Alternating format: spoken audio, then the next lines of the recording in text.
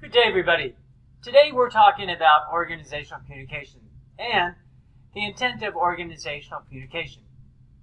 What we want to do is to ensure that organizational communication best represents how we communicate with staff. And so, we want to create a process that will work no matter in what instance or no matter what employee. Easier said than done. How do you create a process that can reach employees at all hours of the day through all corners of the earth, especially for the largest corporations, and in a language that they all understand? So here goes. Here's how you do it. First of all, you have to make sure before you send the message out that it says what you want it to say. So the best way to do that is to distribute your message widely to a number of people who you trust their opinions. And they'll come back with whether that is a good or an effective message. That's an important characteristic. The second is you have to ensure that there's no unanswerable or uninformed questions once you submit your message. One of the worst things that can happen is to set up a follow-up message. Based on the message I sent yesterday, here's my follow-up message. Or here's the questions that were asked and that weren't answered in the original email or message. So you need to make sure that your message is complete, concise, and addresses all of the outstanding issues. Finally, you have to make sure that you have a very effective forum for follow-up.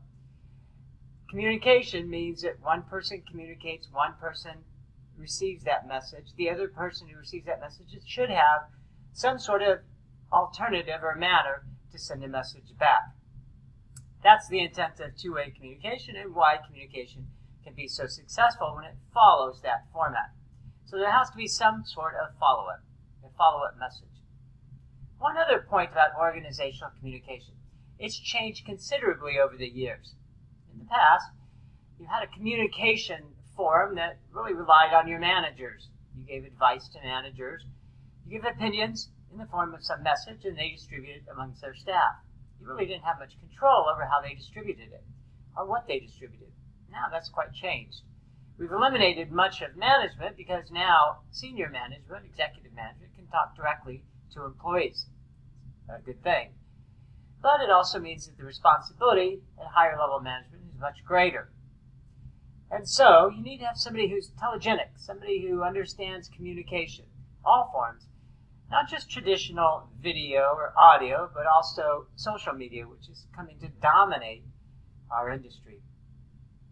Those are some thoughts to consider about organizational communication and the change that's occurring.